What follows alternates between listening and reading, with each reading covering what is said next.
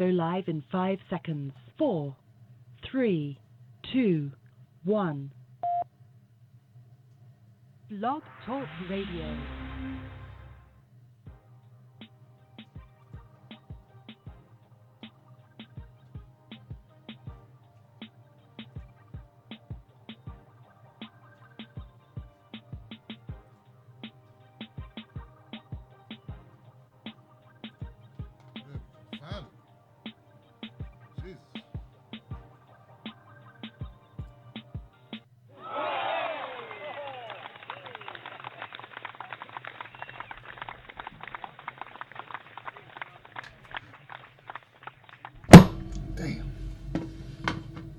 Gracious.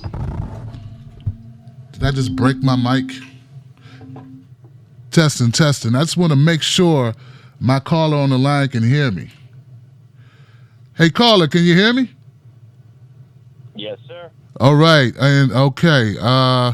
Thank you. I appreciate you, man. I'll come back to you. You'll be the first one in the queue. 917. Thank you, 917. All right. Give it up for 917. Yeah, 917's in the house. All right, because I was having some, mechanical, technical issues, and I want to make sure my callers can hear, man, because lately callers have been telling me they couldn't hear the show. So, how you guys doing? Welcome to the Tim Black at Night Show. Glad you could be here. So phone lines are open. Let me put that number, and the call-in number's on the screen. All right, here we go. Calling numbers on the screen at the bottom here. This is crazy. My camera's wacky. Right? Camera's all screwed up. I hope this doesn't. Jesus. Oh, Jesus. Let me zoom a little here. All right, that's going to have to work. Okay.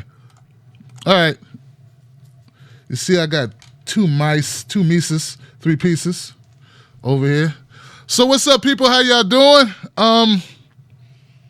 Yeah, he can hear me, so my mic's good. All right, guys, we're going to start the show off with a very short monologue. I don't think I got a lot to say today, but I will say some things, and some people may be pissed off, but hey, what the hell? Well, we paid the high price of admission for this show. All right, guys, you know what we do about this time. Let's give it a run to the comedy hour. Well, not an hour. I hope that camera's right. Tim Black.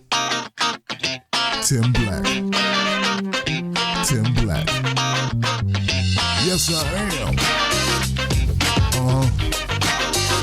True. Funny. Tim Black. I am TimBlack.com. Tim Black.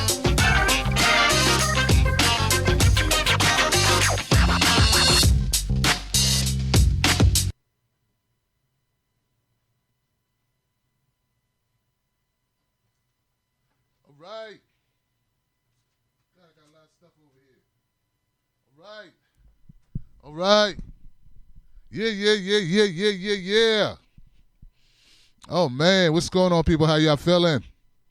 How y'all doing? Welcome to Freedom Friday. I'm your host, Tim Black. I had a great time in Portland, Oregon. Any of my people who are watching, if you're from Portland or if you saw me in Portland, if you came out, man, I just want to thank you for coming out. You really showed brother some love, man, and give it up for yourselves. Yeah. Lee Camp and I, we had a damn good time in Portland. Almost too much fun. I don't know if a lot of people notice or not, but weed is legal in Portland. Oh, yeah. It's almost too legal. Tim, please explain. Everyone had weed. I mean, everyone. A little kid walked up with weed. He did. He walked up with weed and said, Tim Black, this is for you. Never watched your show, but just because you're one of the only black people I've seen in Portland ever, for you, this is a peace offering, Tim Black. He had a big wheel full of weed. He gave it to me. And then I forgot I had it, and I got locked up at the airport. No, that didn't happen. But I had a great time in Portland. And hopefully I'll be going to Salt Lake City, Utah. Look, guys, I need to get to Salt Lake City. You know, we're not making that much on these shows. So anybody who can contribute to the GoFundMe for me to get to Salt Lake City, that'd be great. Or if you have frequent flyer miles, email me at tim@timberlaketv.com. And I mean that sincerely. That's not a joke. I got people waiting on me in Salt Lake. I hate to let them down. Did you know the memo came out today? Did you hear about that? Did you hear about the memo that came out today? I hadn't heard anything about it. It's nowhere. No one's talking about the memo. Like, why are people talking about this memo? This could change everything. This could change it all, man. It's memo. Yeah, apparently this memo reveals that there may be corruption in the FBI. I would have never thought that. Never would have thought there was corruption in our government or in our intelligence organizations. If you needed a memo to tell you that we may have some corruption, I'm just got to wonder where you've been for the last year. We've only been talking about it since forever. We've only been talking about it since they tried to kill Martin Luther King Jr. Since they've been spying on him. They tried to get him to kill himself.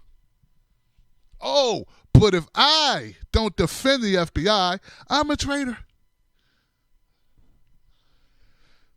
Didn't they kill Fred Hampton? Didn't they kill all our black leaders? Didn't they have a hand in all of that? Yes, they did. So I'm no friends. I'm not a friend of the FBI. But I got to say, man, I think people are making too much about this memo. And yeah, I know a lot of people in my audience, they disagree with me. I get it. I understand you do. It's just, you got to look at it from my point of view.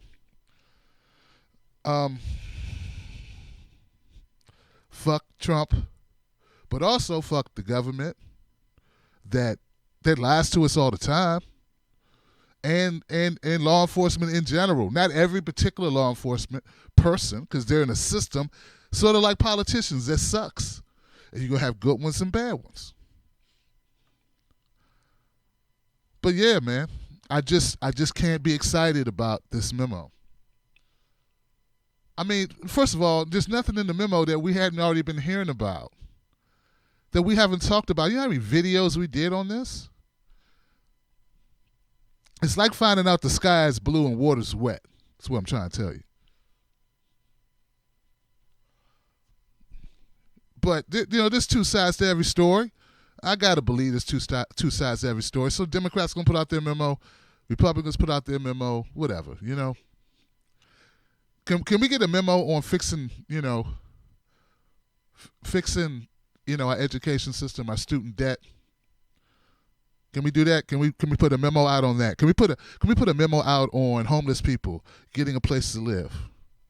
Oh, no memo, huh? No march.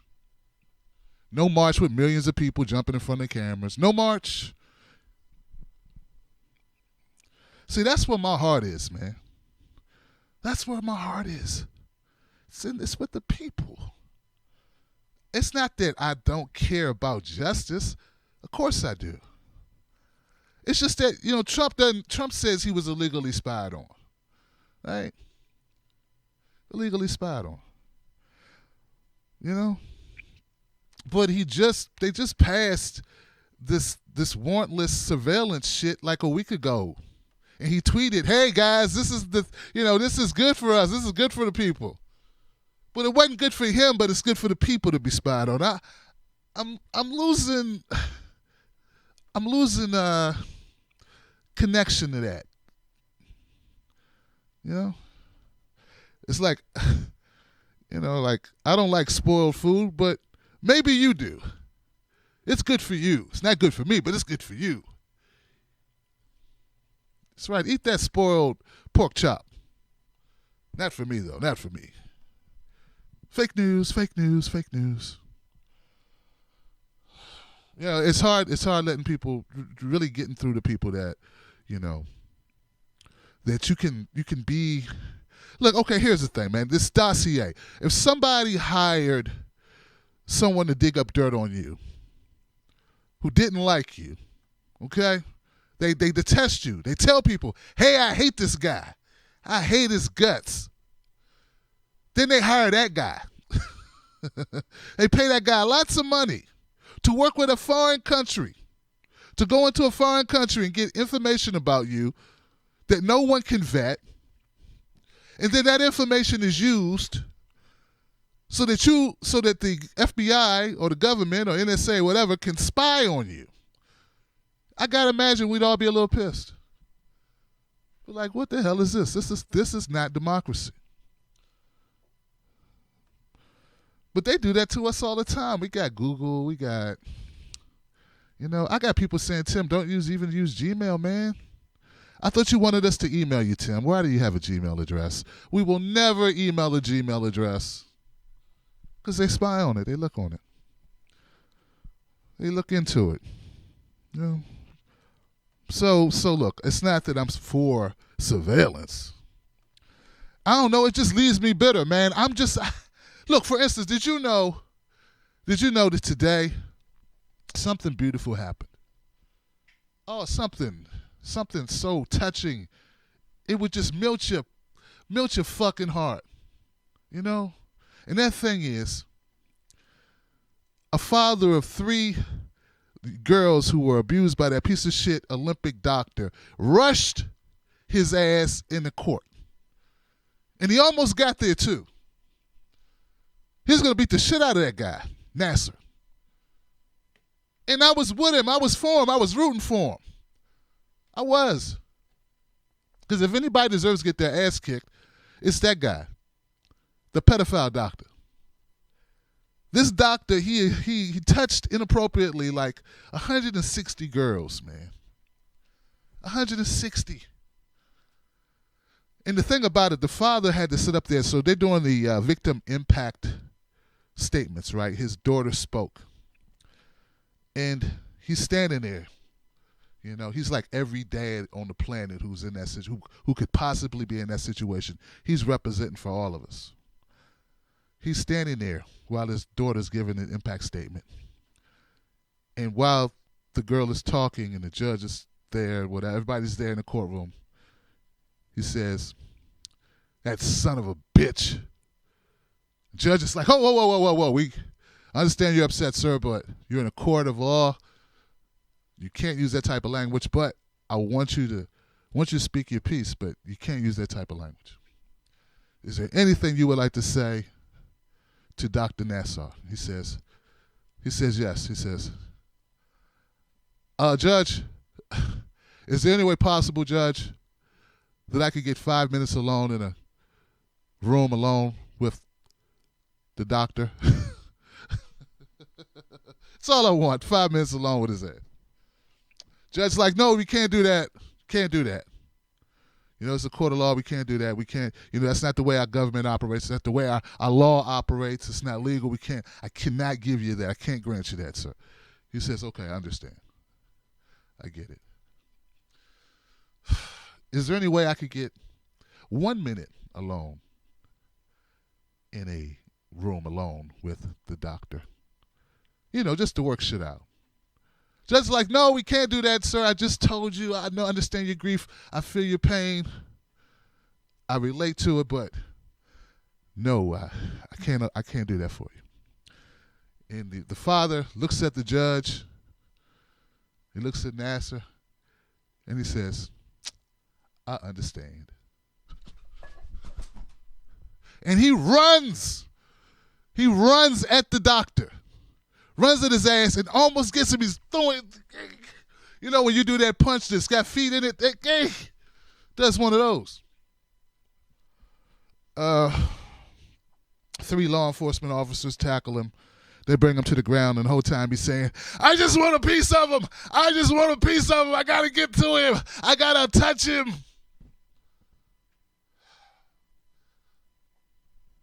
And I just watched that, and I thought, damn it, that's a real man right there. Because sometimes violence, though it may not be acceptable, it's damn sure appreciated. Yeah. So that was going on while we were talking about the memo. That's what's going on. That happened. And to add insult to injury to all of that, someone sent me a story. I think it was my friend Dave from Stone Mountain. Apparently, guys, the Olympic, let me make sure I get this right, because this is going to be very damaging to their reputation. This is horrific. The United States Olympic Committee, they knew about the doctor a year before the rest of us. A fucking year went by. They didn't publicize it. They didn't go to law enforcement. Nothing. That happened. It's pissing me off just even telling you. A whole year went by. Nothing. I mean, people, the reports were coming in from little girls who were brave enough to tell their parents, and the parents told somebody, and the word was passed to the U.S. Olympic Committee, and they did nothing. They wrote it down. They filed that shit in the desk. And meanwhile, the doctor kept taking patients. See, this is why. So when you hear stuff like that, this is why. I mean, I know the memo is important. I know, I get it, I understand it. We don't like injustice. We don't like injustice. But this type of injustice I just described to you goes on all the time. And it doesn't get nearly the coverage it should get. That's what we deal with. You know?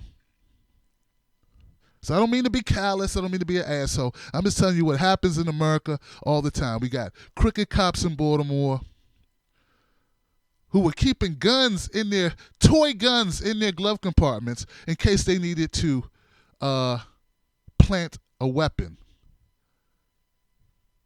Cheap and corrupt. Wouldn't even buy a real gun.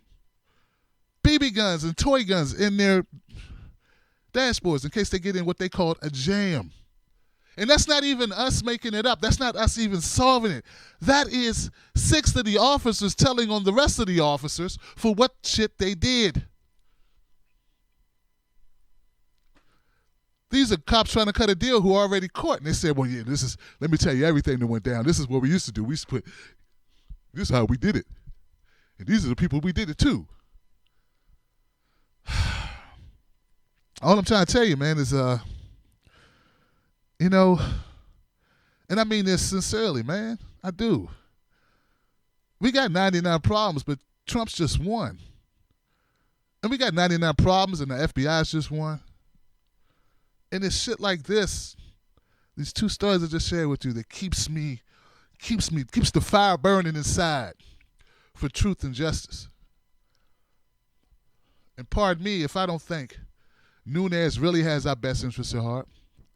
And pardon me if I don't believe that Sean Hannity or Rachel Maddow or any of these fuckheads do, because they're all part of a machine. You know? And it may not be funny, but it's how I feel. That's how I feel. So, yeah. I'm glad they released the memo. And for the record, no, I don't think that Trump got elected through Russia. I don't think Russia got Trump elected. I think Hillary got Trump elected. That's what I think.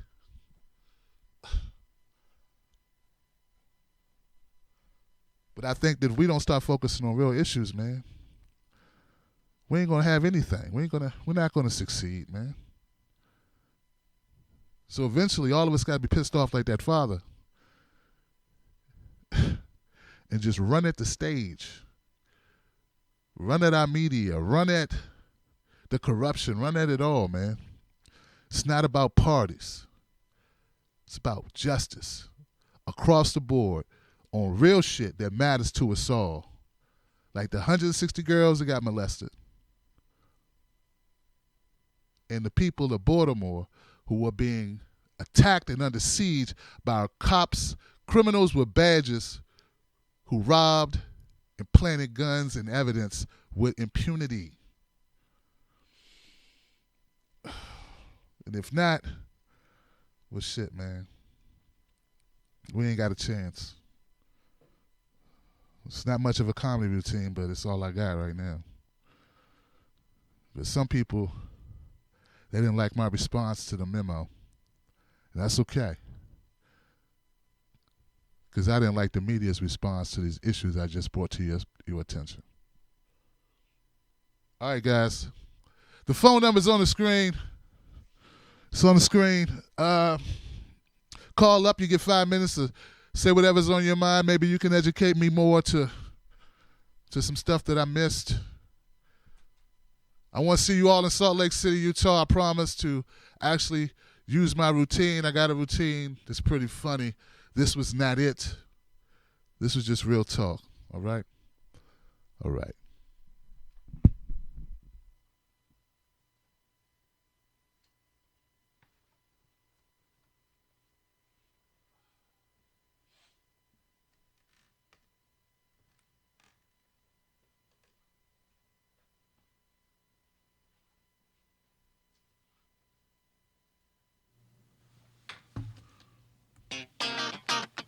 Tim Black. Tim Black. Tim Black. Yes, I am. True. Look, man, I ain't falling for no banana in my tailpipe. Don't fall for no bananas in your tailpipe. We are back here on time. Everybody's in the house. I'm going to go here with my first call, my 917 caller. Thank you. Make sure I got the right mouse. Thank you for being on hold. Let's go back to you, 917. How you doing, brother? Yo, Tim Black, it's your boy KJ, Bed-Stuy, New York. KJ, what's up, man? Talk to me, man. How you feeling? Yo, Tim, let me tell you, bro. You know, I just want to get real down and dirty serious about what is going on now.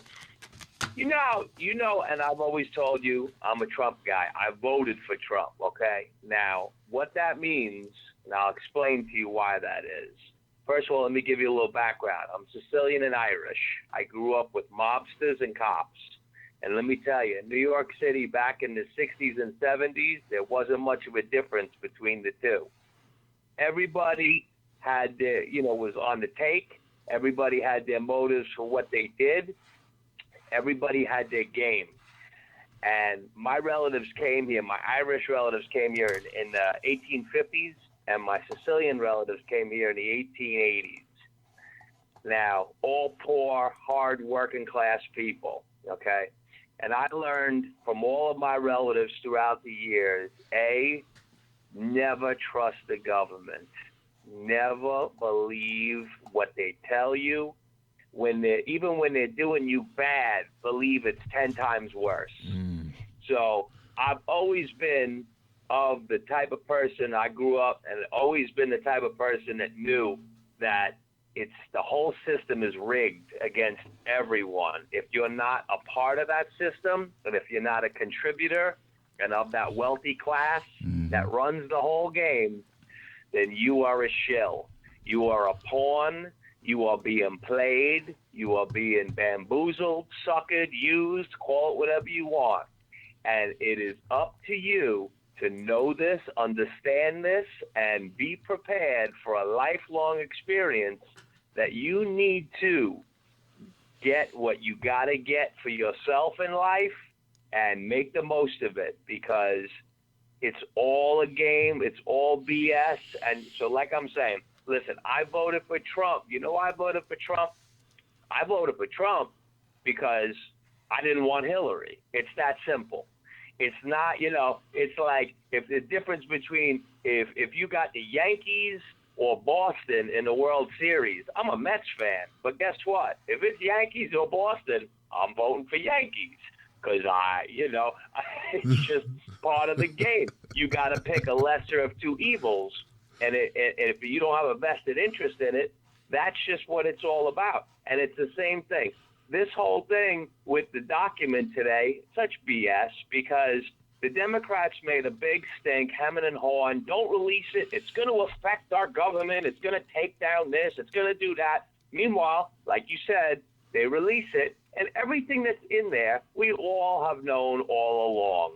So why did they make such a big deal out of it? You know why? Because it affects both the Democrats and the Republicans, because they are all in cahoots with the FBI, the CIA. When I was a kid growing up, the FBI, man, you couldn't say anything worse than the FBI is looking for you.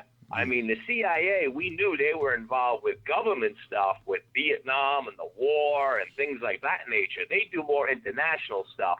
But the Federal Bureau of Investigations, that's all they do is run games and run scams and check on people and do all kinds of illegal wiretapping. Like I said, I come from old school Sicilians that were involved in the mafia in the 70s and 80s.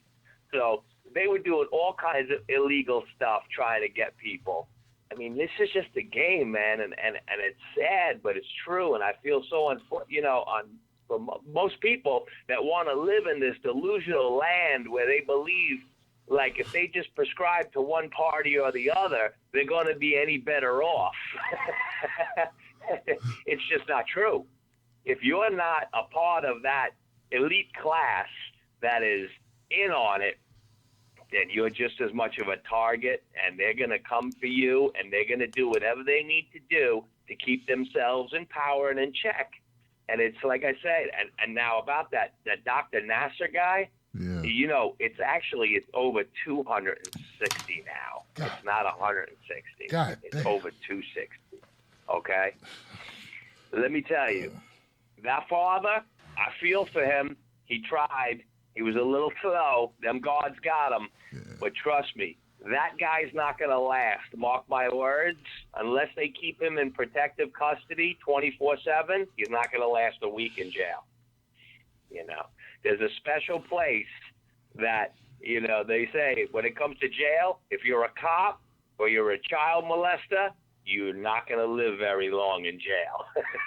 So, this guy is like the most famous sick bastard, and they're going to take care of him. So all you parents out there that this happened to your kid, sit back, relax. I know you're upset. I know you're angry, but there's a special code in jail, and they're going to take care of that. Now, the other thing, like you were saying about in Baltimore, bro, they used to do the same thing up here in New York. I had my Irish side. They were cops in the 60s and 70s. They used to plant guns, knives, drugs, everything, okay? And now these cats are all, retired, and they tell the stories now like it's funny. It's like a joke, blah, blah, blah. But this is the truth. This is the reality of what's been going on. It goes on in this country. It goes on in every country. So the quicker, I know it's harsh. People don't want to accept the truth. But the reality is, you got to be like I've been my whole life. And I know you say you got the wolf pack. Well, I've been a lone wolf my whole life. Always taking care of myself, looking out for myself, hustling for myself, looking out for me and number one. I'm not looking out for the government. I'm not looking out for any of these people. I'm not handing no money, if you know what I'm saying, to the federal government voluntarily. You're a damn fool, because they're doing what they're going to do no matter what the case. And that's why, like, people that get marginalized, the real people like Bernie, like Ross Perot, these people who actually tried to buck the system, look what happened to them. So when the people think, oh, Trump shouldn't be president, trust me, they should be more mad that Bernie didn't become the president. Forget about Trump. Trump easily won because look who he was up against. And that's how they wanted it to go down anyway, because they knew in their heart of hearts that Hillary had so much bad going against her, but yet even Donna Brazil, who wanted to yank her, what did they tell Donna? Sit down and shut up. Yep. This is the way it's going, okay? And she goes on TV and tries to say these funny little anecdotal things like it's cute with her purple hair and all this and doing her shucking and jiving and dancing. Yeah, you know why? Because she don't want to get taken out like Martin Luther King and all the rest of the black leaders of the 60s. Listen, I'm 52 years old, bro. I grew up through it. I lived through the dealings of what happened in the 60s, the 70s, Vietnam, all of that stuff. And I've made it this far and lived long enough, and I don't care who's listening. I never cared my whole life. I never will. I will die being a lone wolf and somebody who is a man of his own word, his own ways and being. They want to come at me, come at me. God bless you. But guess what? At least I'll go down saying I lived life the way I wanted to live it. I believed what I believed in, and nobody got over on me. Try as you might. And that's what you got to do. And I feel bad for a lot of young people because they got duped 8 years. Because most young people, when Obama was president, they all made it think like, oh, everything was honky-dory. Everything was so great, so easy. Look how it works. Mm-hmm. Look, all we got to do is support this team, and everything's going to come our way. Yep. Well, they got a real rude awakening, these young kids. And it's sad, but it's the world we live in, bro. And that's why I never had kids personally, because I knew there was no way I wanted to raise children in a world. I was a punk rocker in the 80s. We were anti-Reagan, but more than anything, we were anti-government because of what they were doing in the 80s. The stuff they're doing now makes the 80s look like a cakewalk because this is getting deeper. It's getting crazier. And you know what? No matter what happens, they release this memo. The Dems will release their version, blah, blah, blah. You think it's going to be any different next day, next week? Nope. Ain't going to make a difference. So ain't nothing changed. The only thing that changed is people get angrier and angrier and more upset. And the reality is, at a certain point, people got to really come together. They want to keep us divided, bro. Just because I voted for Trump don't mean I don't like you, I don't care about you, or anybody else that's in the struggle. But if you're a real person in the struggle and supporting yourself and out there trying to make a living for you and your family, that should be what it's all about. That's got to be where people need to all stand together because they're doing all this other stuff to keep us at each other's throats and keep us divided. That's how governments have survived throughout history. Conquer, divide. That's what you do. You keep people separated. So I know I'm a little fun and happy and upbeat, bro, but I just had to throw it out, man, because, I just want people to understand. I'm not some, dumbass, Trump guy, and that's all I care about, blah, blah, blah. It's not about that. Listen, I gambled one time in my life when I was 20 years old. I won $2,800. I never gambled again. You know why? Because I knew I'd be a loser if I ever did it again. And I always wanted to know that I gambled once, I won money, and I never did it again. And with that, I will let everyone know, because I always pick winners, the Eagles are going to beat the Patriots in the Super Bowl. Thanks for taking my call, brother. I love you, man. Love you too, KJ. Give it up for KJ, man. My brother. Always enjoy his calls, man. And this call was no different. I enjoyed the hell out of it, man. Damn, this thing is loud. I got all this going on. Maybe I got the speakers up too loud. I do. All right. We're okay. 770. You're live on Freedom Friday. What's your name? Where you calling from? Hey. Hello? 770. You're live. Hello. Just mentioning it. Hello. Look, man. Hey, you're live. You are live. What's up, Tim? Hey, you're live on the radio. Who's this? This is Dave from Stone Mountain, man. What's up? Dave's in my brother, man. I didn't think I'd hear from you tonight, man. How you feeling, bro? Well, I finally got a free moment. I'm usually getting up at like 5 in the morning to get to work, man, and finally had some time off, so I'm actually not falling out at 7 o'clock in the evening, so I had a little time to be here live for the show. That's great, man. Talk to me, what man. a crazy day to actually make it, too. It has been unbelievable. I mean, just waking up today was stressful with all this memo stuff and everything. It's just that guy who charged the people in the courtroom. You got the girl, the little 12-year-old girl who shot people in the middle school. You don't never hear no girl doing like that. I'm talking about people are going crazy. They are fed up. Man. I called kind of for the memo, man. It's all good, man. I appreciate you sharing. Yeah, I appreciate you sharing the story I sent you. I thought that was crazy about the Olympics, how they knew that guy, but it really, I wish I could say that surprised me. But it doesn't. It just fits the narrative of all these rich people or people who are in power, any power. It doesn't matter what, it doesn't have to be political power. They're supposed to be the Olympics. They're supposed to be the center of pride and bringing people together in honor, and I mean, that just blows me away.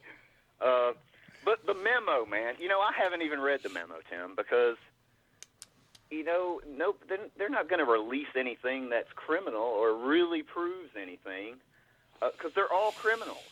If you get one side trying to prosecute the other side, then the other side's going to say, well, we'll prosecute you too. So all of them are dirty, so there's nobody clean that can actually say, you know what, I'm going to prosecute you. You can only hope that they all get so sick and tired of covering for each other that they finally just say, man, fuck this. Everybody's going down. But it hasn't happened yet. I'm holding my breath for that. But the thing I don't see, Tim, that I saw from you earlier, and this is why I watch your show. This is why I always watch your show. You said, it really boils down to, and I can't quote you, I don't remember the exact tweet, but you said it really boils down to we don't have all the facts to really know for sure exactly what's going on. So everybody that says, well, Trump was in the wrong, well, they don't know what the fuck they're talking about because we don't even have all the facts.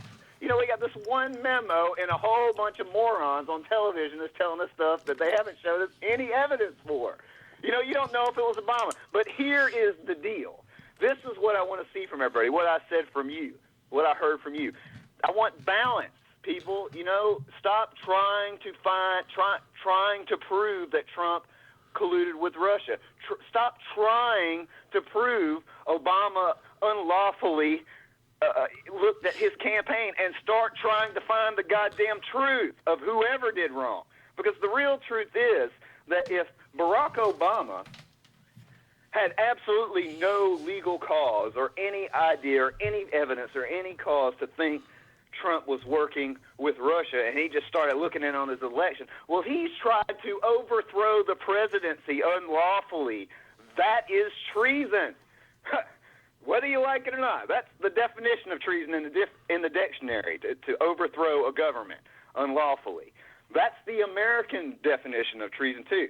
Now, if he actually had evidence, if Barack Obama had evidence that showed, that Trump, there was a high probability that he was working in Russia in any capacity. I mean, his wife is from that area. He does business with those people over there, all those business billionaire oligarchs in Russia. They're right up. That's the kind of people Trump would hang out with, and he does. So he had the opportunity to work with them. He does business with them all the time. So if Obama actually had evidence to show that Donald Trump was probably working with the Russians, well, that's treason itself too, which would have given him and the FBI probable cause to investigate him. But people aren't trying to find out the truth. They're just trying to desperately grab onto any detail that makes their side win. And so that was the point of my call. I just, nobody's trying to, very few people are actually just objectively trying to find out what happened. They're so desperate to destroy the other side that they're hanging on these crumbs. I got news for you. I don't know what the fuck happened because I don't have any of the facts except some stupid memo that they probably made up. So I hope that's a breath of fresh air for people to just step back and be like, look, man, all this secrecy in government is just destroying us. It's separating us. The truth is what will bring us all together. And I don't see that coming out of the government anytime soon. So, that's it, Tim. I think that's it. I do want to shout out to KJ because he just went off, and that was hilarious, man.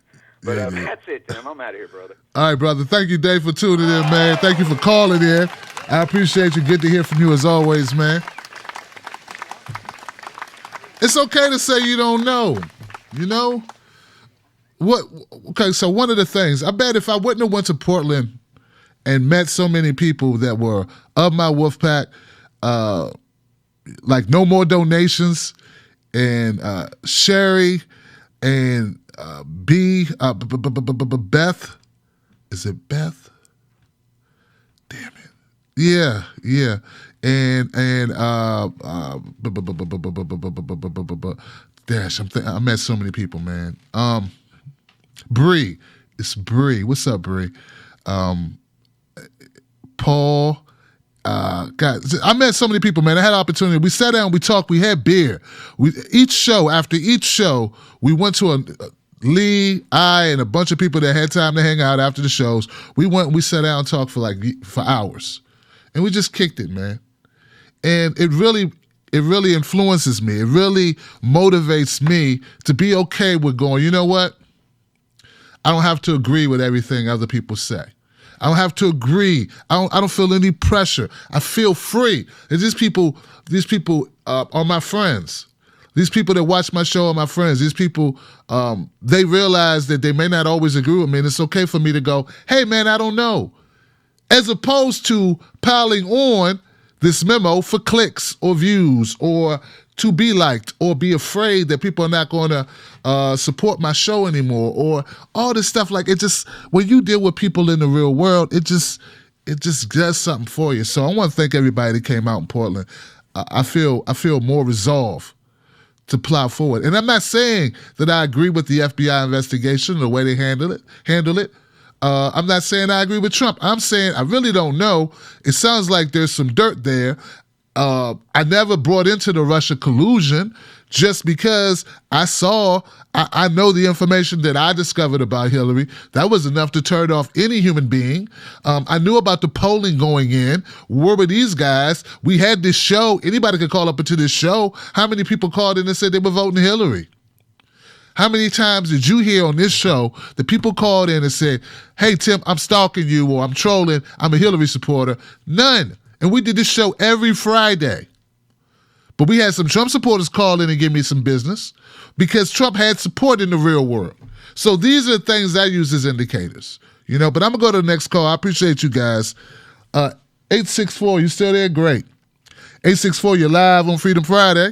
What's your name? Where you calling from? Good evening. I'm Spencer Carter. Once again, I'm from Greenwood, South Carolina.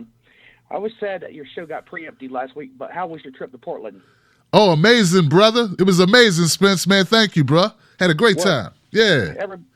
I miss those days when TV shows get preempted and they have the announcements. Like, for example, due to the following special, Cagney and Lacey will not be presented this evening. I miss those days. Network executives don't have common sense these days. The new normal is a damn joke. But the other day, I heard about Don Lemon losing his older sister.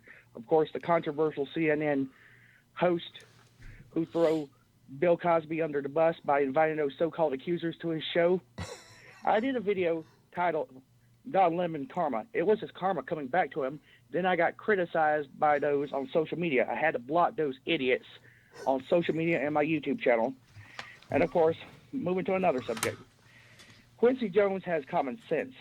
He criticized Taylor Swift's songwriting. On that GQ magazine article, he said, we need more songs, man. Fucking songs, not hooks. Quincy Jones has common sense. Taylor Swift is nothing but an opportunist. And speaking of music legends, I had you heard about the passing of Dennis Edwards of the Temptations today, one day shy of his 75th birthday. Damn, no, I haven't heard it, brother. Dennis Edwards died today. He was 74 years old. He wasn't an original member of the Temptations. He replaced the late David Ruffin in 1968. Even though he wasn't an original member, it's sad that all the original members of the Temptations are gone except Otis Williams, just like all members of the Mamas and the Papas are gone except Michelle Phillips. But memories will still live on. Dennis Edwards was a music legend. Quincy Jones is a music legend. Sorry, Justin Bieber. Sorry, Nicki Minaj. Sorry, Adele. Sorry, Taylor Swift. And sorry, Miley Cyrus. But speaking of my Fire Susan Wojcicki petition at change.org, I got almost 22,000 signatures, and I'm still going strong. Of course, Logan Paul didn't deserve to get a second chance. He should have been banned permanently, and Susan Wojcicki should be fired. She is now known as Stupidity Wojcicki. I like to call her that. But hashtag Fire Susan, hashtag Make YouTube Great Again, hashtag Small YouTubers Matter. Even though this month, February, is Black History Month, diversity matters. Happy Black History Month. God bless, and have a great Friday night. Tim Black. My I'm brother. Spencer Carter, and my YouTube channel is youtube.com/user/doughboy1985 in lowercase letters. I'm on Twitter, Instagram, and Facebook. Good night and God bless. All right, Spencer, man. Thank you for calling in, man. Thank you for calling in.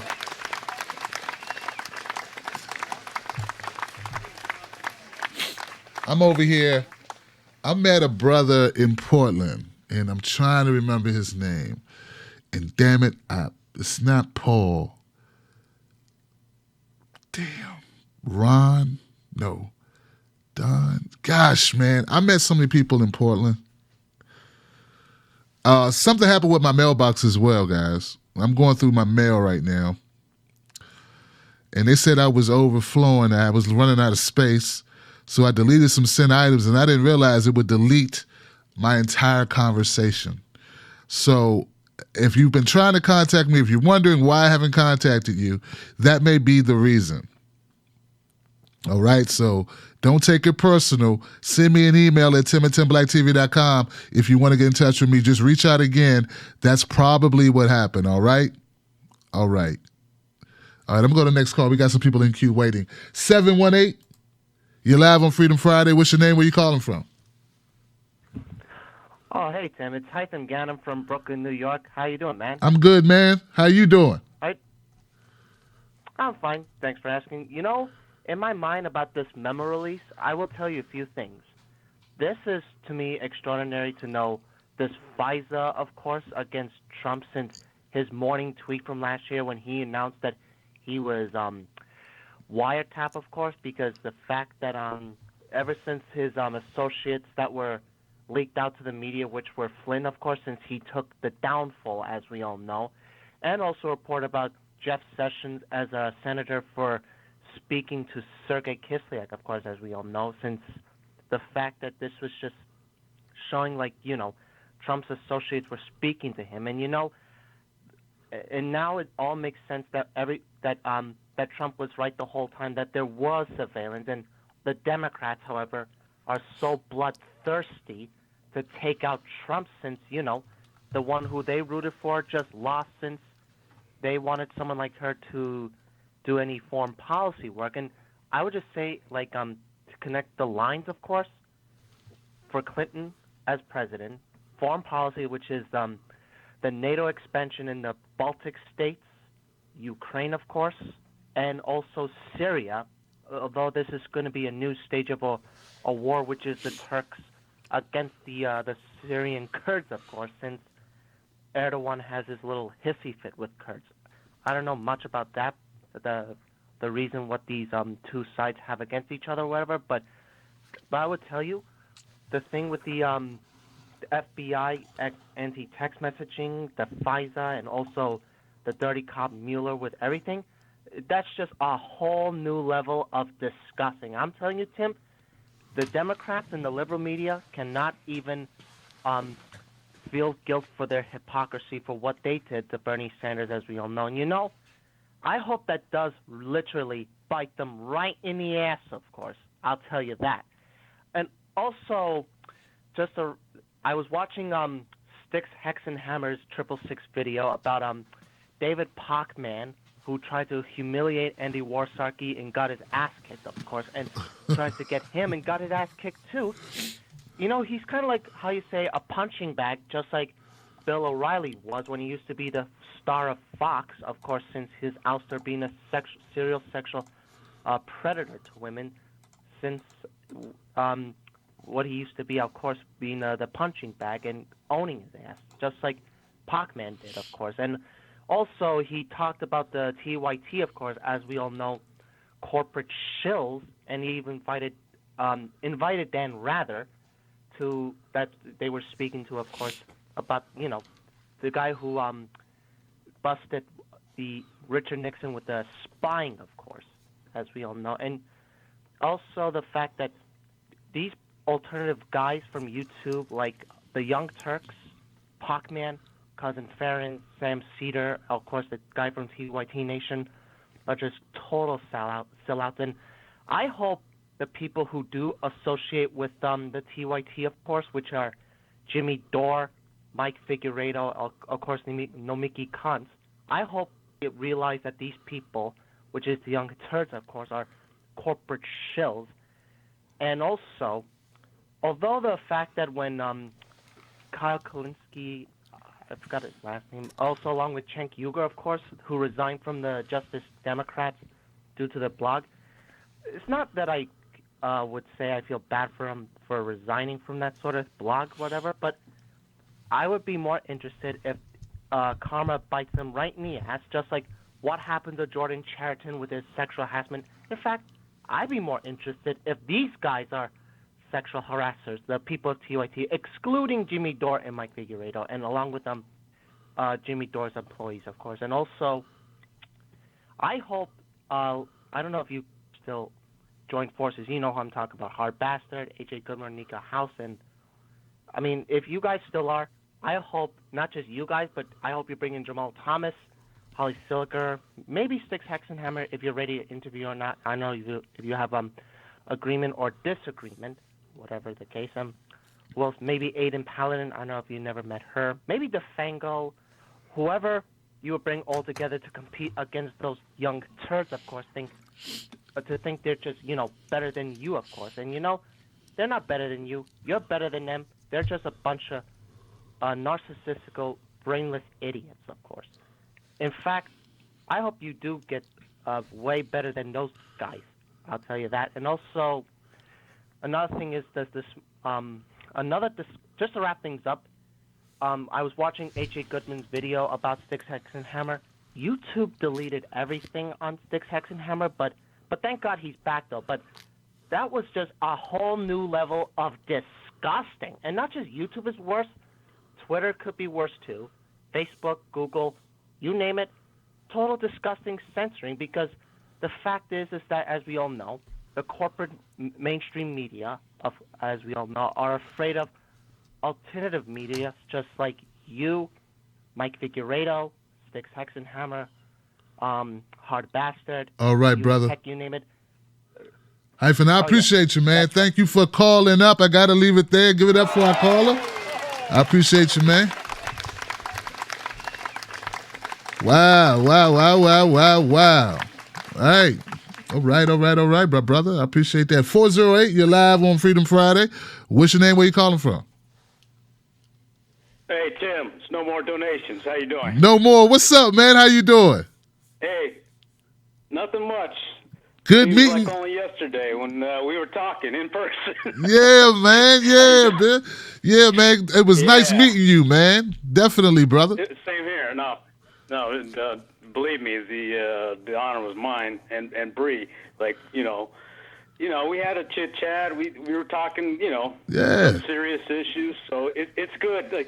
Like I don't think everybody in the audience realizes like how good it is to meet people in person, so that you can kind of go through all these issues that you don't have time to talk about, and so it was really good to meet you. And I told Bree, I said, Bree, I might fanboy up a little bit, and so I was kind of warning her, but hopefully it didn't come off that way. Nah. And I was going to tell her and stop me if I embarrass myself. But, I think it went okay. And, we had some beers, we had some chit chats and whatnot. And we talked some serious issues, some BS a little bit too, but, we talked mostly issues, right? Let me tell these people. Yeah. Yeah. No, you're right. Yeah. Absolutely. Yeah. Yeah. So thank you. Thanks for that. And, I kind of want to talk a little bit about the. I did have a serious issue that I had prepared for like last week, but obviously I was surprised that you were even you announced that you were gonna do a show. I was like, he's gonna do a show the night before he leaves, and so it wasn't a big surprise to me that you had to get your sleep and everything. So that was totally understandable. But I'm gonna save that for like next week. So. I kind of want to weigh in a little bit on the this guy that charged what's his name, Nasser, the doctor, the weird. Yeah, man. What'd you think about that, man? Whatever. Yeah, no. Well, when I saw like I watch Al Jazeera every now and then, and I saw that and I was like, what the hell? The first thing that came to my mind was. I mean, this is not in no way comparable, but I was thinking about my dad because. When I was in high school, I was a freshman in high school, I got mugged. And I happened to know who it was, and he actually went to my high school, right? And so it was pretty easy to, like, kind of point out his picture in a yearbook or whatever. and so, went to court, all this stuff, and he ended up going away for a while. And he actually came back the next year. And I saw he was like walking around on campus, and so I told my dad about it. My dad like flipped out. My dad went to the principal's office like that day, and he told them, you know what? If this guy comes after my son, he says, I'm not going after him. I'm coming after you. So when this guy charged that doctor, like I immediately thought of my dad. I'm like, I could see my dad doing something exactly like that. But I want to say, like KJ mentioned, that guy was a little slow on the uptake. My dad would have been over, like when he was asking for the 5 minutes, my dad already would have been over that thing and at the guy's throat. So that's what I want to say about that. But, it's totally understandable, his reaction. Like you said, like every parent in the whole world would understand that. So, I mean, yeah, I don't know. but it was drama playing out in the courtroom. That's all I want to say about that. But yeah, so, let's see. So you mentioned like spoiled food in your monologue or whatever. And I don't know if you remember during Lee's routine, he said something about, the expiration dates on food, kind of bullshit. I'm paraphrasing, of course. Yeah. Well, I want to tell you, I had some spoiled salsa the other day that was like, it was past its expiration date. My stomach would definitely disagree with Lee. That's all I want to say about that. So sometimes the struggle is real with those expiration dates. That's all I want to say. But anyway, I just want to finish it up on a light note and say, it really was a pleasure meeting with you, and and we'll be in touch in the future on things we talked about. So yeah, brother. Anyway, everybody, if you can get to the show wherever Tim's coming, come because you won't regret it. We had a ball, man. Hey, thank you. No more donations, man. Great times, man. Great times. You guys don't realize how therapeutic it was for me. Hey, you guys don't get it, man. Like. Me being around the people that watch the shows, people that get it, like get where I'm coming from, we don't agree 100% on everything, but enough. And to listen to your stories, man, to listen to what moves you and to get your feedback personally, dude, that's everything. It really is, So I had a ball. And I agree with you about the spoiled items too, like the expiration date. And Lee Camp, man, I tell you guys, Saturday I came straight from the airport, and still I didn't make it in time. But Lee let me close the show, so I got there while Lee was performing, and then I got to go on. And then Sunday, I got to open the show. So I did two things I've never done before, which is open a show and close a show. So give it up for that. Yeah. All right, I'm going to go to the next call. 562 is in the house. 562, you're live. What's your name and where you calling from? Tim Black, how you doing? This is Marvin from California. Marvin, my brother, how you doing, man? What's up? I'm well. Hey, your monologue's spot on. I was calling to congratulate you, too, for this week. Going from a little bit last week, with your trip and everything. Yeah. And who you had on this week with Tambourine last night, and Jared and Miami Gator. Yeah. And that's really what my comment I wanted to get to. I follow both of them on Twitter. Been, through you as well, having both of them on your platform, especially with Jared, going back to the at the onset of the DNC fraud lawsuit. I've been following it, been listening, and it was a nice conversation. I don't know how much really kind of debate it was, though, and I don't mean that in negative, about who on. I'm just saying it was more of a conversation because they had more in common. It was little procedural differences they had, basically, and that's how I saw it. And I would like to say too that I find myself kind of on the side of Jared.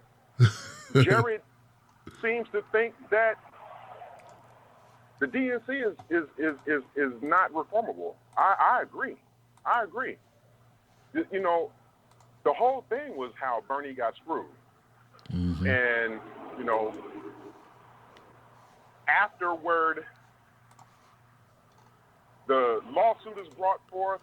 They say they admit we can appoint whoever we want to run it. They admitted it.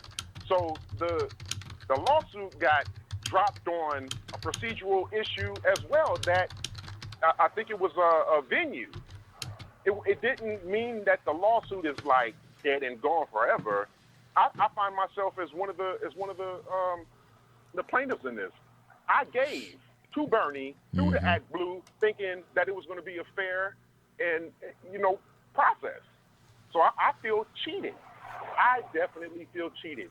And after the election, everything that's going on from the Democratic side, I see nothing that shows that they're going to reform. That's not to say, because I agree with you too. That's not to say that we need to be stuck on D or stuck on R for matter. For like Ronan, Ronan for Progress. Right. I mean, he's running as a Republican, but I support damn near everything he say. And personally, for me, Bernie, he got some little sticking issues for me. Because Bernie hasn't came out, or he has said, I'm big on BDS. And Bernie is kind of on that fence of saying that BDS is anti-Semitic. That's how I understand. Mm-hmm. And if he can't see that it's not, and that how the Palestinians being treated, he can't come out with something that shows he understands, that shows what's going on, instead of how I understand going along with the line that's being put out, then I got problems supporting him. That's just me. But anyway, Tim, keep doing what you do, bro. Yeah, brother. And I'm gonna be there, watching, listening, and calling in. And take care. Peace, Wolfpack. You got it, Marvin, man. I feel you, man. Yeah, brother. I tell you, that was a great conversation. You're right. It wasn't that much of a debate. Like, they had their positions. I don't think either of them had changed their positions. I feel both of them. Like, I understand. But, I support individual candidates. And it all depends on where they're running, what their platform is. And the opposition that they're facing. Like Tamborine Borelli, she's running in Washington State for, and I don't know who she's running against, but I know I support her. She's not running as a Democrat, but I also support, Sam Ronan. I also support Kathy Myers, Tim Canova, various people that have been on this channel. Mike Cacapoli, I support him too, running up there, and in San Francisco for San Francisco mayor. So like, he's running as a Democrat, but if you listen to his thought process, you support that, so it's like a different kind, the party is one thing, but I say individuals, I look at them a little different, but I respect your criticism of Bernie Sanders. I'm not the way I used to be about it. I just wanted him as the president as opposed to Hillary, and Trump wasn't even somebody I was thinking of. I just wanted Bernie to win the primary, and I thought he was our best option to win that primary. And Governor O'Malley, when he was governor of my state, I'm well aware of O'Malley. So anyway, that's how I felt about it, and I went all the way as far as I could go to support with Bernie, and we'll see what happens now going out to 2020. But I appreciate you, man. Next call. 405 in the house. 405, you're live on Freedom Friday. What's your name? Where you calling from? Hello, Mr. Black. It's Cosmo Vinegar from Stillwater, Oklahoma. All right, Cosmo, what's going on, man? How you doing? Oh, God. I am so tired from student teaching. I love my kids. I really do. But, man, I'll tell you, Mr. Black, as soon as I got home, I went out and got some McAllisters for me and my dad. We had a wonderful chicken sandwich. I went to my bed, I plopped a YouTube video, and I passed out for 2 hours. I have no idea how. I hear you, man.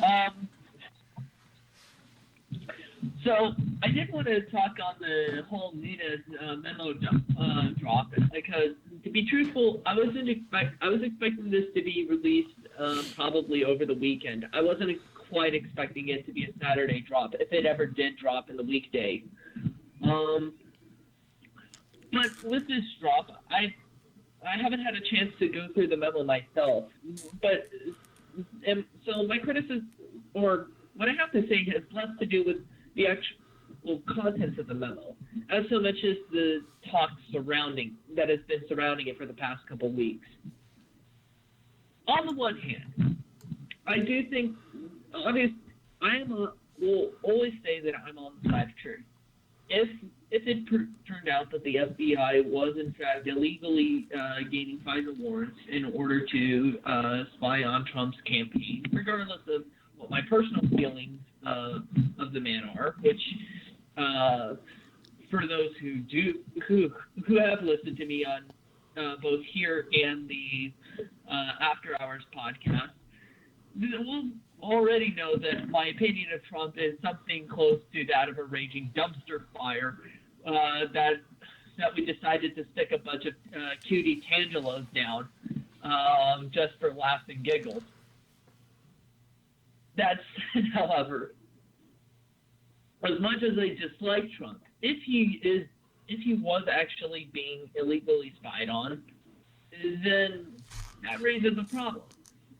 That clearly raises a problem. In fact, it's not just that it raises a problem, it reveals something that, for which I think many of us on the left have been very critical of for many years at this point, which is that the actual purpose of the government of these warrants isn't to just simply allow the American government to spy on us with basically free warrants. It basically fundamentally undermines our own civil protections and freedoms. On the other hand, the Republican Party is by no means a series or a cavalcade for good actors, as many of us who have lived through the Obama administration and the Bush administration will more than likely recall. I mean, let's remember, these are the same groups of assholes who passed these laws in the first place, and to be truthful, had Nunes actually managed to... Hey, Cosmo, what's going on with your phone, man? I can't really hear you. Can you... It sounds really bad. Is something going on? Yeah, your phone sounds... your connection sounds really bad, bro. Verizon's a bitch, man. You don't understand the struggle. Verizon's trying to keep me out. But I'll try and wrap this close then. Essentially this. The Republican, on the one hand, the Republicans have been making out about how much the damage that this could do to the Russia investigation and how it was all this giant conspiracy theory, which honestly I'm more inclined to believe, except for the fact that the memo itself seems to have been a dud. I don't know for certain that it was. I haven't gone through the memo myself to see, to make my own judgment. With that said, however, it's very curious to see how the mainstream media, who had been rallying that this note would also be the death of the FBI and possibly the Mueller investigation, just simply by the content of it alone. And now they are brushing it off as if it was originally just a right-wing conspiracy theory when they themselves were parroting the very exact same freaking narrative. All right, brother. Well, look, man, I got to leave it there. I ain't falling for no banana in my tailpipe. I appreciate you. Let me go to the next call, 205. 205, you're live on Freedom Friday. What's your name? Where you calling from? Hi, Tim. It's Stephanie from Tennessee. Hey, Steph, how you feeling? Feeling pretty good right now. All right.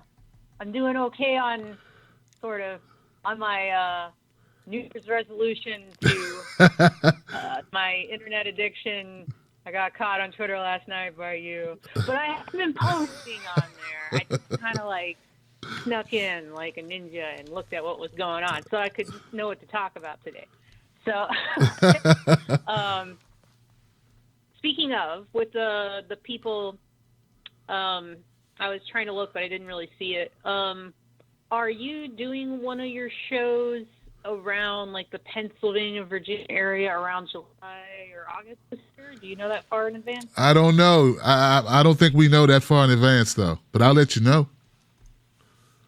Okay, because I'm starting to plot the shows that I'm. It's not like a tour schedule like you and Lee have, but I may be up north, and I know that you're up north, and I'm trying to figure out what to go to, because I wanted to go to the Virginia one in January, but I rescheduled to visit my sister in Virginia in July, so I'm now trying to figure some stuff out. But I guess just keep an ear out for tour dates and stuff.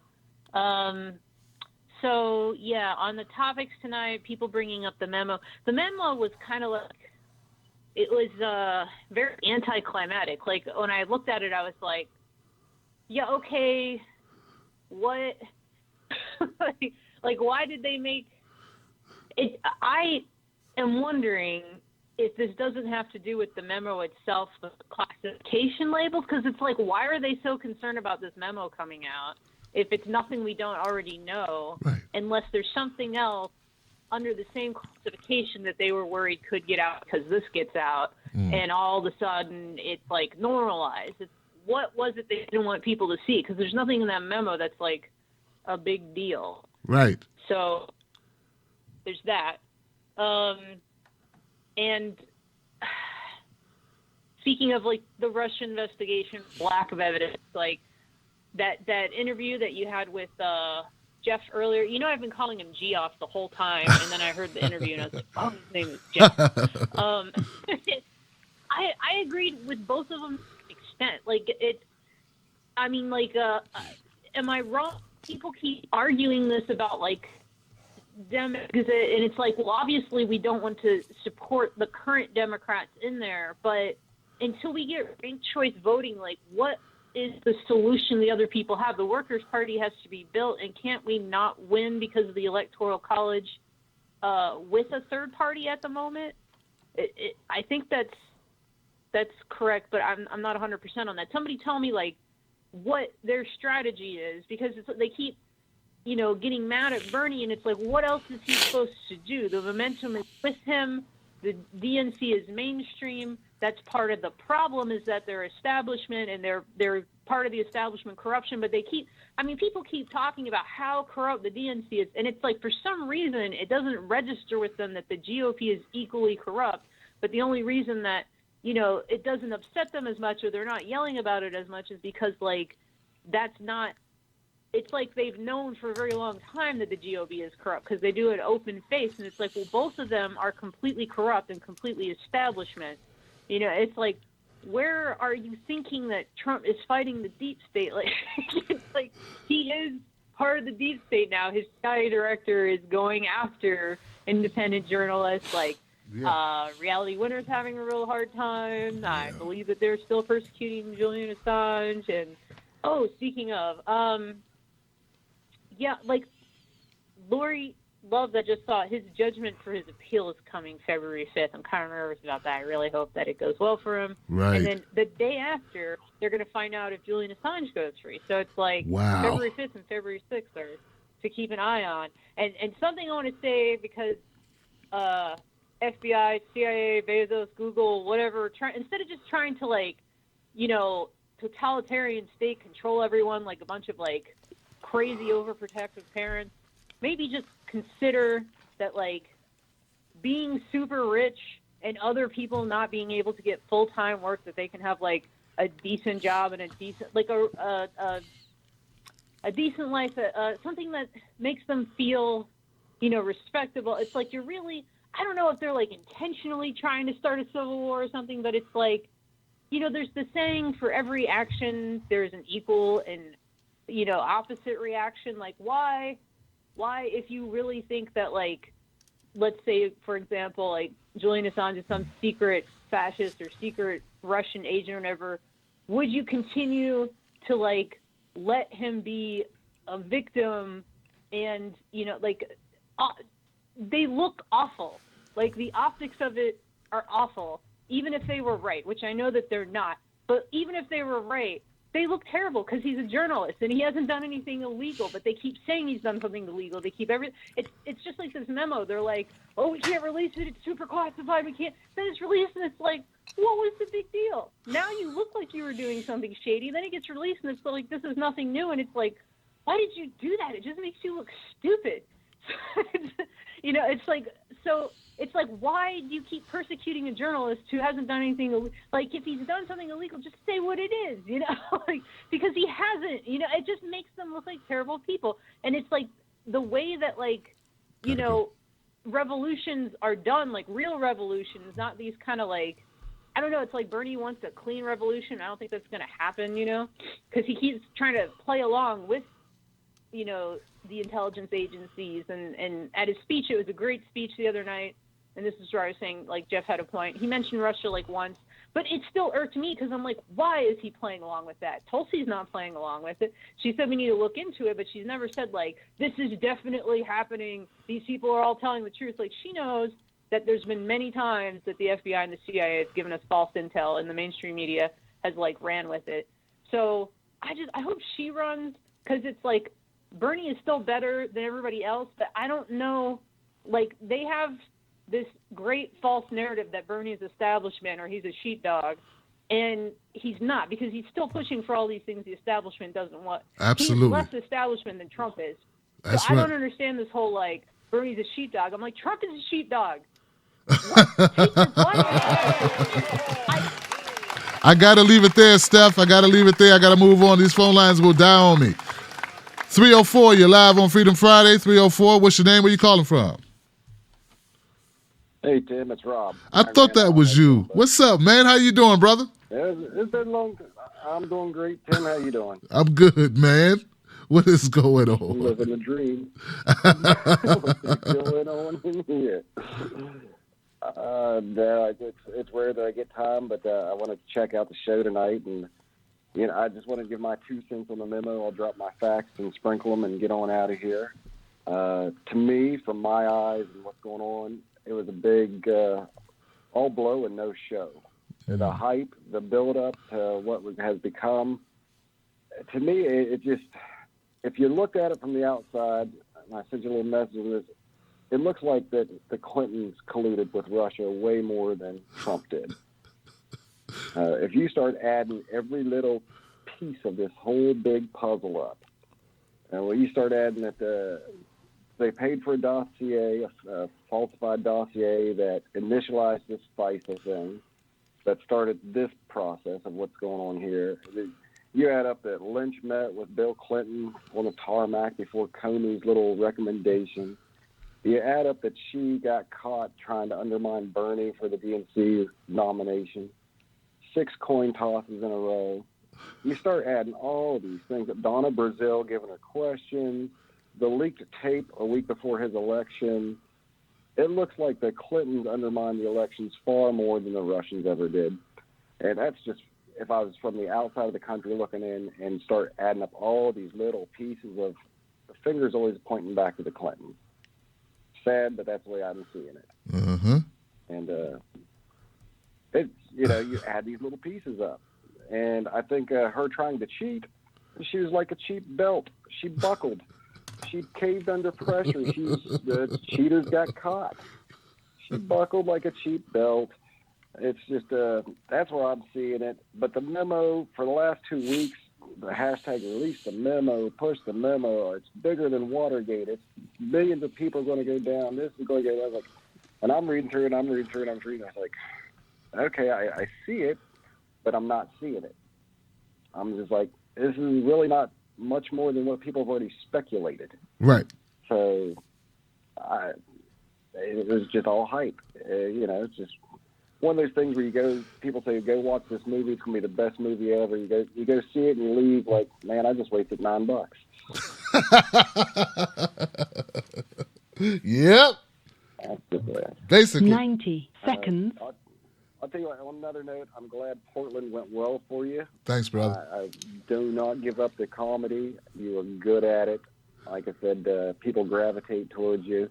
And this man's been doing it for a long time, people. If this is your first time listening or you've been here 2 or 3 years, if you enjoy the show, donate to the show. There's Patreon. There's the little YouTube Snapchat or whatever they call this thing. What do you call that? Super Chat. 60 Patreon, seconds. He'll take PayPal. Keep this man on the road. More people need to see him. He's hilarious on the road. He's factual on the road. He's entertaining. You got to support Tim. Wow. And I'll leave it right there, Tim, and I'll catch you later. Hey, man. Thank you, Rob, man. Great hearing from you as always, man. My brother. 910, you're live on Freedom Friday. What's your name? Where you calling from? 910. Hey, Brother Tim. My name's Kevin Eckert from Fayetteville, North Carolina. Hey, what's up, Kevin? Talk to me, man. What's on your mind tonight? Okay, let's see. Where do we begin? The gentleman KJ, he was a Trump voter. Yes. I noticed with Republicans, they 10 like to say, seconds. I got mine, he was talking about me, and I think us Democrats, we draw bigger circles out to being we, and we, with the country, us progressives, I should say. You know what I mean? We draw a bigger circle that we want to take care of. I hear you, brother. I hear you. Okay, so that, and so how about that empty suit Kennedy? Oh my God. Platitude, cliche, and oh my God, that was horrible. It was conspicuous lack of policy, boy. It was unreal. And to bring out the closest thing we have to a political dynasty to tell, oh, he knows about the working man. Coming from when Nancy Pelosi said that, I almost busted my side open puking. But let's see what else we got going on. Let's see. Oh yeah, well it's anybody but Bernie. They're starting to get panicked there because Bernie put together that thing with to feel out whether he's going to run again in 2020. So I think they're starting the corporate Dems and their donors. The donors wanted Kennedy. That's what they wanted. I think this was a trial balloon to see if he could get to see if he was maybe presidential material to run for president. So they wanted to see how he could do out in the light and what kind of response he got from people. I think that's what that was. Because remember they were saying they want a young, fresh face. Yeah. Yeah. So that's what I think that was. What else was there? He's a member of the Progressive Caucus. Can you believe that? A guy that doesn't believe in legalizing marijuana, and whatchamacallit, I got a list here of his career donors. Harvard University, 91,000. Crescent Capital Group, 75,000. Nixon Peabody, which I think is a coal energy company, 71,000. Bank of America, 67,000. Bain Capital, that's Mitt Romney's company, 62,350 for donors. Wow. So that's who he is.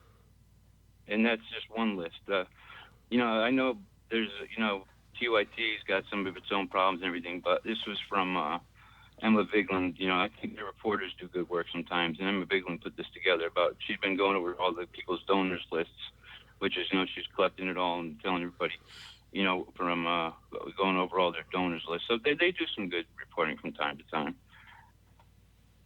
But what else was there? Let's see. Oh, yeah, and Bernie Sanders, that was his rebuttal, boy. That was how you nail it. That was so how you nail it. You couldn't have done a better job. He schooled the Dems on how you rebut Trump. You go after policy and his lack of follow through on his promises, and then the freaking horror show that is his policies. And the Kennedy kid had no idea what the hell he was doing. Platitude. Because how can you say anything when you can't say anything, policy wise, because you're going to piss off your donors. And that's what they love about Russia. They can scream Russia, Russia, Russia because it don't hurt their donors. So. I hear you, Kevin. Well, look, man, thank you, brother, for calling up, man. And I hear you. I do. I hear you. It's, I tell you, man, it doesn't much matter who donates to Kennedy because he's got his own money. He himself is worth at least $45 million. So I don't know why he needs donations. He could run like Trump, basically and say, hey, I don't need their money. I'm running with my own money and see how far he gets on that before he, brings the swamp with him. Like Obama did. And look, that was his moment, Obama had a speech. Remember that? Obama had a speech. That's all it took for him. We're a sucker for speeches, but the Kennedy speech was not enough to sucker us. 315, you're live on Freedom Friday. What's your name? Where you calling from? This is Jason from Brooklyn. What's up, Jason? Talk to me, man. How you doing? I'm doing well. I called months ago. I'm the cis male, all that jazz. But this is what I have to say. All right, so we're talking about the memo. Actually, no. Let me talk about the Olympic thing real quick. So a horrible travesty happened within the Olympic community that they allowed to happen. They allowed it because they're like, oh, money, money, money, right? And then this father, who was very upset with the way that his daughter was treated, decided that he was going to attack this person. And he did so. Wonderful. I would do it. I respect that. What bothered me was that the judge was like, hey, I called you for contempt, but you know what? It's cool. We'll see you later. If that were a black person, do you think that person would just be able to walk away after attacking somebody in courtroom? I think that person was in the right, but I think that the interaction with the legal system was disproportionate because of his color. Because if it were a black person, that person would be in jail. I think that what he did was correct. I would do it. I would back him up. I would jump over the bars and help him out. But the fact that they're just selling it as an idea that, look, well, it makes sense is true. But the fact that there are lots of African American people that are get caught up in the system based on the whims of a judge. So that's neither here nor there. I just figured I'd open up with that. The memo. Now, what I love about you is the fact when you listen to the memo, and when I heard the memo, I listened. On Facebook, there was a person who was just reading it, and halfway through it, it just went dark. It went beep beep beep beep beep. Beep. It was very awkward. It was scary. It was scary. Like halfway through, they were just reading it, and halfway through, it was like beep, and I kept trying to reload it, trying to figure out what was going on. Right. But then I realized it was gone. So then I stopped, and then I started bouncing around. I went to Styx. I went to HA. I went to Young Turks. I went to CNN. I went to everybody because, like, what the memo for me is a post. I don't know the word. A post in which you can see where everyone takes their opinions from. What I loved about you was that you're like, I don't know. Like, I heard it. I don't know what's going on. But this is my opinion. Whew. Okay, so it's my opinion. The DNC paid for a document, and that document was leaked to the public, and then the public document was used to grant a FISA warrant. Great. Fine.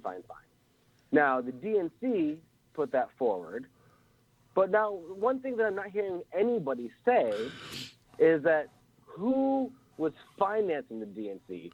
Who was saying that the DNC didn't have any money and that they put their money forward so that they could run their party? It was Hillary Clinton. So the DNC was very upset the fact that they couldn't use the money that they wanted to. Donna Brazile was very upset. Like, oh, I don't understand what this money is. But Hillary Clinton, who paid for the DNC, was like, I want oversight over all the money that's being spent. So we're saying that the Fusion GPS dossier, the steal, the foreign spy that got it, like, is like not a part of this whole entire. Oh gosh, and I lost it. Just the fact that, like, we are forgetting that Hillary Clinton bought the DNC, owned the DNC, was running the finances for the DNC, and had mad oversight over every single dollar spent in the DNC for the most part. Obviously, I'm not, obviously I don't know, but, like, for the most part, what I've been told in my Brooklyn habitat is that Hillary Clinton paid for everything. So what we're saying is, like, there was a tale told about Trump, he sucks, about Trump being involved in Russia. It was based on a spy from Britain paid by the DNC, and then they use like, oh, well, look at this. The DNC says that this is going on, or excuse me, this media company is saying this is going on. Anyway, long story short, like, this memo is just another reason why, like, we need a third party now, like tomorrow, tomorrow.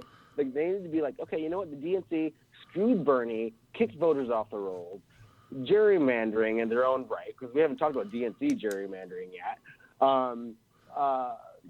Private prisons, super predators, like identity politics. It's like the DNC should be done now. And, like, I don't know, like, I mean, Bernie Sanders, like, who was it? Jimmy Dore got really upset when Bernie Sanders was like, the Russia investigation. It's like, I was like, yeah, I get it. So, like, we got to move past it. We got to find something that is for the people, because we're all just, like, prescribing to what is still given to us. We're all still eating the same tofu that they're giving to everybody. Like, we are not engaged in reality in the sense that we control it. We're still allowing it to be controlled by other people. All right, Jason, I got to leave it there, brother. I appreciate the call. Thank you so much, man. 909, you're live on Freedom Friday. What's your name? Where you calling from? I'm sorry, 909. Let me try that again. Hey, 909. Hey. Hello? Hey, how you? You're live now. How you doing?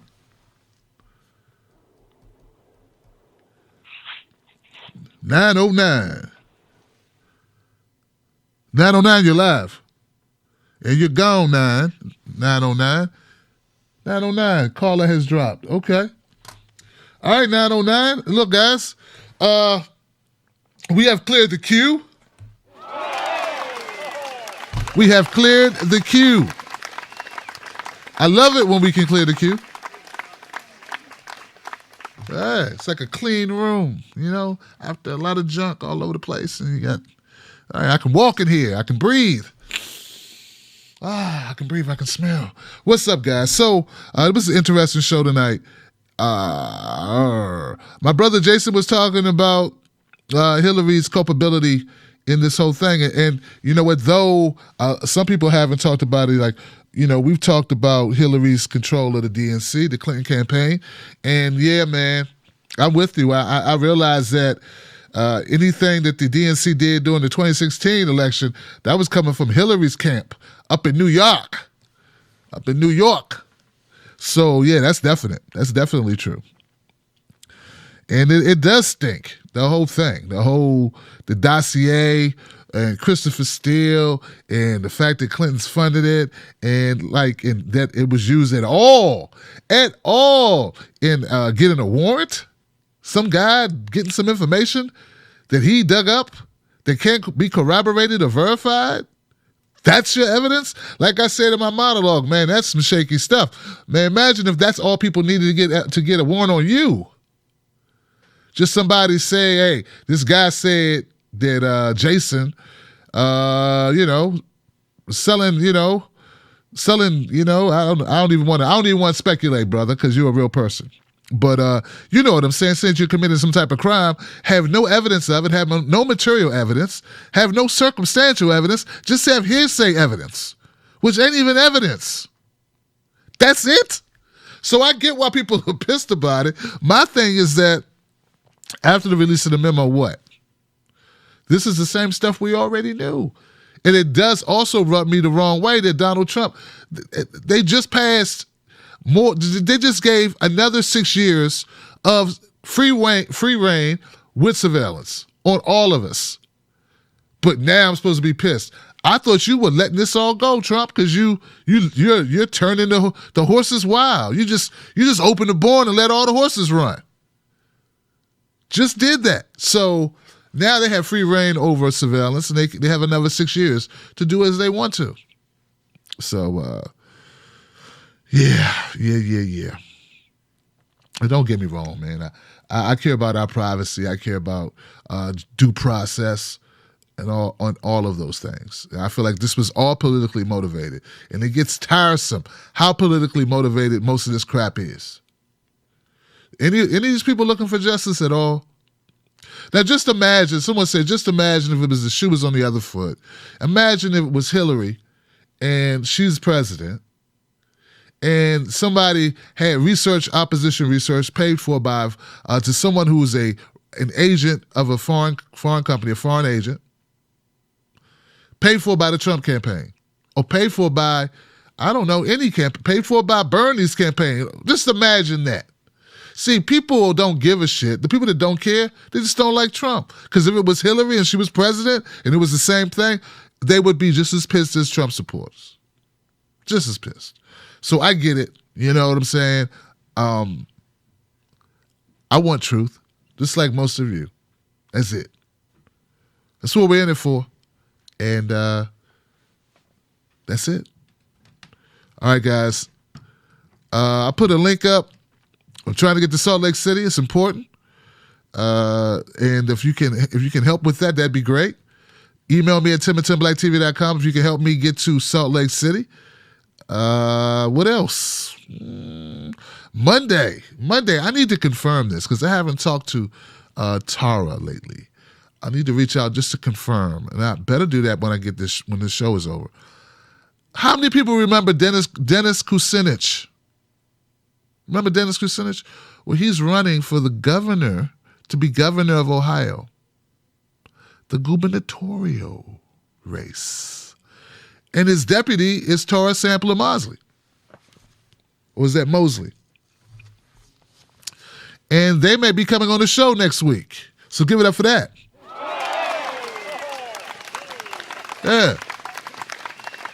Cool. So I met Tara when I met Tara through Nina Turner when I was at an event, and I had no idea that she was running. So very proud of her. Very interested in what their platform is.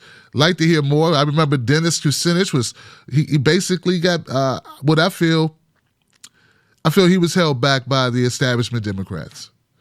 And I'm very interested, like I said, in his platform and what he wants to do for the people of Ohio. So we got some interesting stuff in the works, folks. Be here, be a part of it. It can't be done without you. This is all a grassroots effort. That's what this show is. Recently, there was a tweet sent out by Kyle Kalinske to Joe Rogan. And in that tweet, he said, hey, I saw that you wanted some folks to come on. You wanted to know what was some other left-leaning shows that had commentators that could come on the show. And Kyle, he said, hey, I'd love to come on. So with Jimmy Dore, so with Mike Figueredo, so with Sam Cedar, so with David Packman. And somebody was cool enough and kind enough to say, hey, don't forget Tim Black. And I appreciate that because it's independent. Everybody Kyle listed was in the TYT network. Every single one.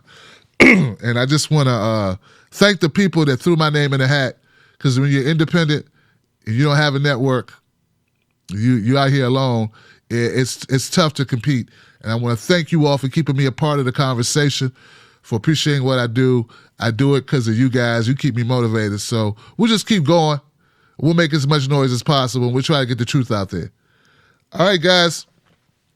What can I say about the memo, man, that ain't been said by one of these callers? And what can I say about the Olympics? The USA Olympic Association or whatever the hell. Listen. Gosh, man.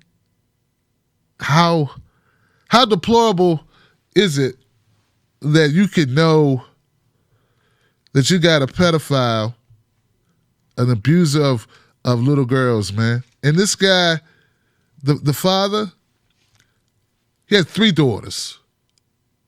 All 3 of his daughters were abused by this guy.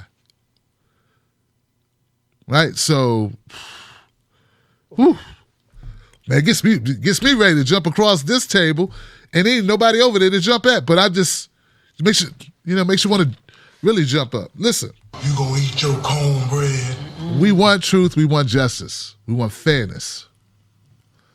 We should be entitled to it.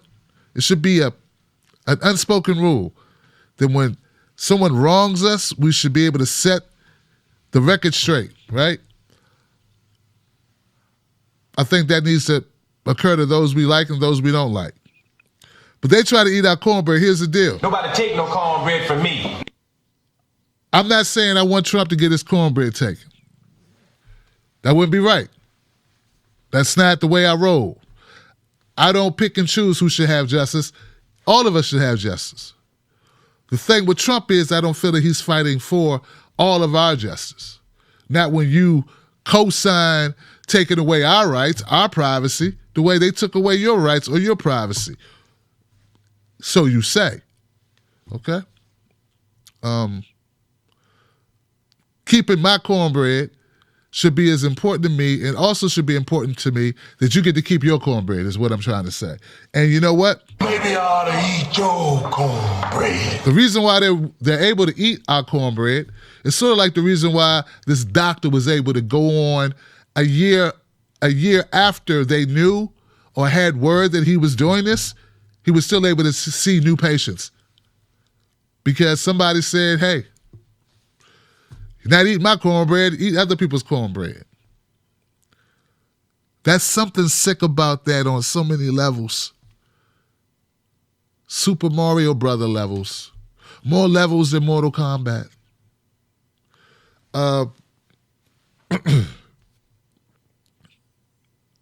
We got to do a better job of holding them accountable. That's all I can say.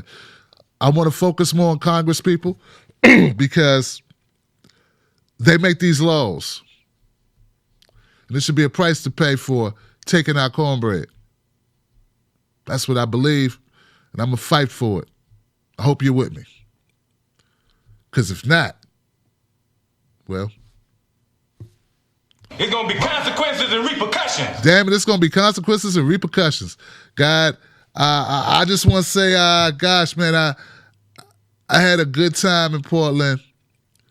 We got a lot of work to do, but I feel pumped up and inspired to do it. Thank you so much for being here tonight. I see you soon, Facebook, Periscope, YouTube. You guys are my wolf pack. Shout out to my moderators and my condolences to Momo Pineno. He lost his baby. Zoe was his young dog that passed away, and we know that Zoe had been through a lot of health. He had a health issue that they were trying to deal with, and it's just sad when you lose a dog, when you lose a member of your family, when you lose a pet, when you lose a loved one. So Momo, we love you, brother, and we're with you, and I hope you're feeling a little bit better, man. I know it's tough, man. Just giving you a little space, bro. I know how it is. Shout out to everybody who does what they do to keep the wheels turning on this show. Everybody on Facebook, everybody on YouTube, everybody out there. I see you on the next one. Email me at tim@timblacktv.com. Oh, and shout out to Ben. Shout out to Ben, man. That's what I was trying to remember, Ben. Ben and I met Ben in Portland. He's been someone who corresponded with me for almost 2 years. And it was great to meet Ben in Portland and him just do a brain dump of all the stuff he had in his heart, man, about the show and about what he's trying to do. And they're good. Look, I want you to remember, there are good people out here who sometimes you feel alone, right? I don't know. Like there's sometimes you feel like these ideas you have, these goals you have, the way you want the world to change and your impact that you hope to have in it. Like sometimes you may feel alone, but notice there are a lot of people that you haven't met yet that feel exactly like you. And my job is to try to inspire you. It's not just to create this content. It's not just to go on tour. It's not just to put out videos and hold shows and take phone calls. It's to inspire you to replicate what we're doing, because one day there will be no more Tim Black. Everybody has an expiration date. We can't see it. We don't know when it's coming. So my job is to create more Tim Blacks in their own way, right? So hopefully some people will be inspired, like KJ, like Dimebag, like Spencer who has his own show too, to just keep the power going, man, keep the fight up. That's what matters. All right. I got love for you. I'm Tim Black. I see you on the next one. Peace. Yeah. Tim Black.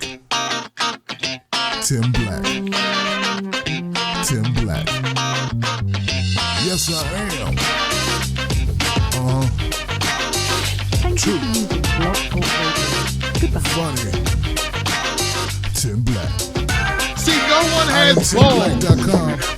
No one has the balls to say the real deal. Black word today. Yes, y'all is the one and only. Get up.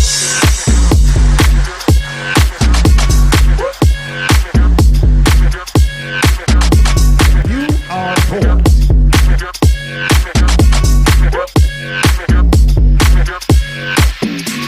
Hello, everybody. Let's do this.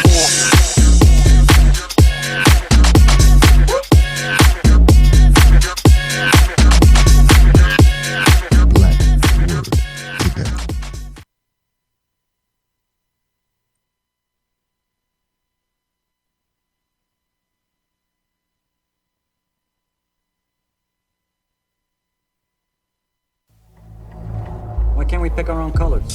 No way, no way. Try it once, doesn't work. You get four guys all fighting over who's gonna be Mr. Black.